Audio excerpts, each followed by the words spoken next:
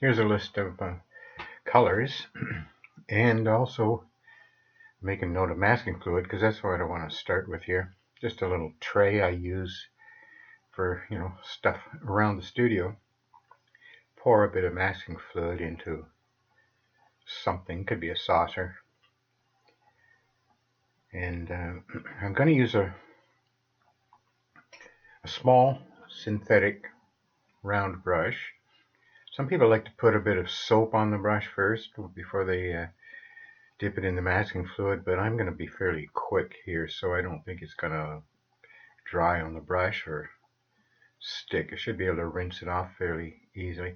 Just down the edge of these leaves, because I want to demonstrate two different ways of working with it. One is going to be just to create a barrier here, a border between the leaves on the right and those shrubs. And over on the left, kind of spot and dab it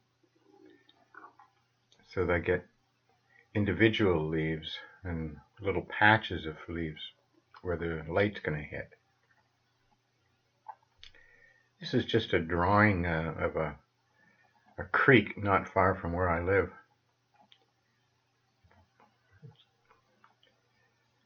And it's a bit strange. We're going to do the reflections first,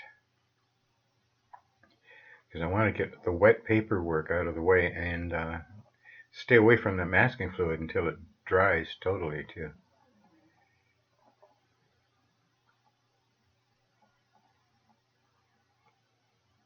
This is 200-pound cold pressed rag paper. Some pure cadmium yellow here now. I'm going to make these vertical strokes because it's going to cause the reflections to have kind of a smeared look. The water is just slightly moving, but fairly calm.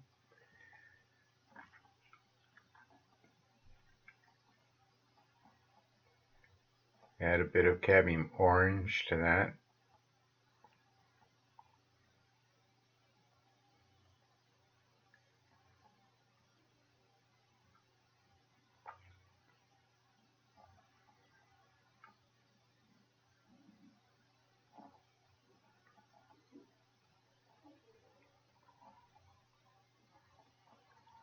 I thought that was a bit strong there in the center, so I think a clean brush and just lift out a bit. I don't want to lose my whites.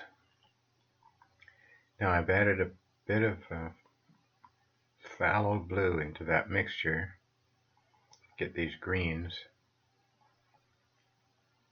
Just a very small amount. Phthalo blue is so strong.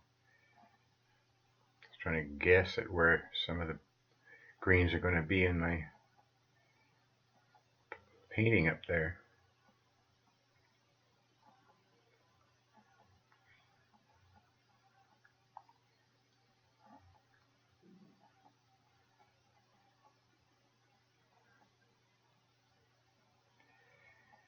Now a bit of cobalt blue is going to reflect the sky.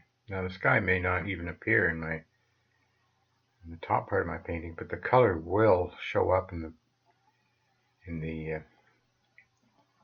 reflections.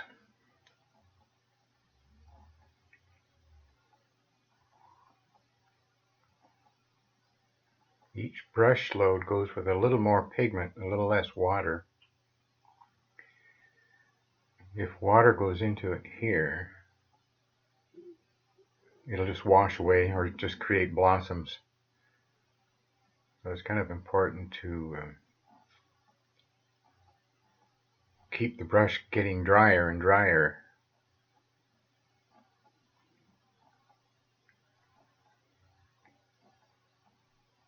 I just worked a bit of burnt sienna into ultramarine blue. Some of the darks, I've got some rocks there that are going to be reflected. Change the pace with all the greens and yellows and blues here.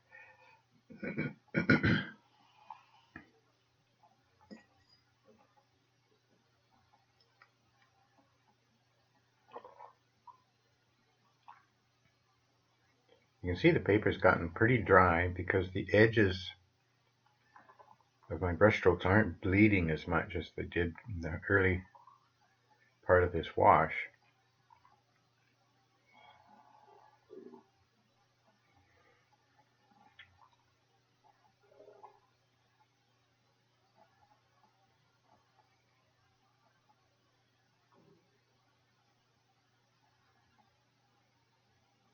Thinking here about just some of the ripples I might see in the water without disturbing it too much. Just give it a bit better shine. And with a clean brush, lift and drag very horizontal lines here. It'll lift the light lines out of the dark areas and deposit a little bit of pigment on the light areas so that it makes a consistent ripple right through.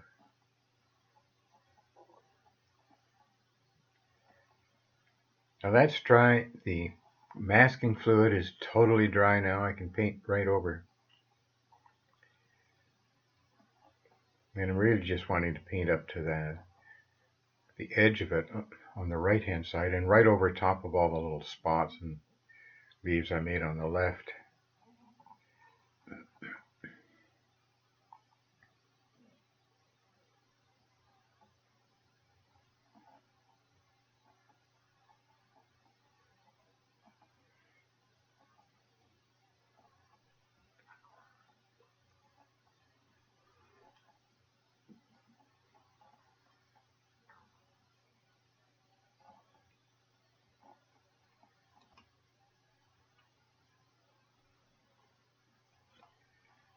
Same bits of yellow, orange, and green I'm going to splash around here.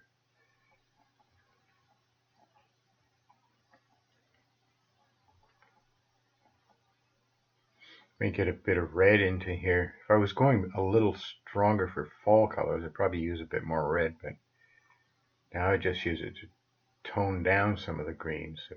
The greens are looking too harsh.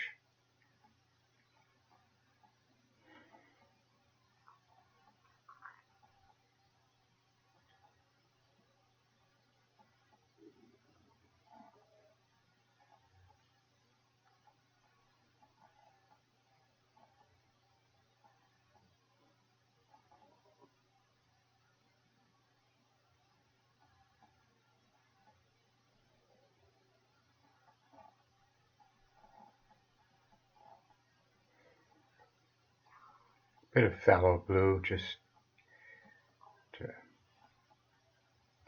into the mix, but not pure.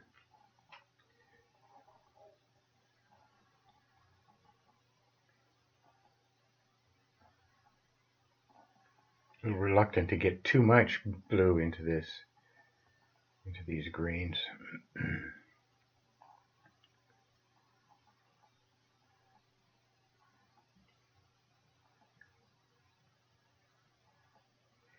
Now this dark in the distance here will really pick up and accent the edge that I painted there with the masking fluid.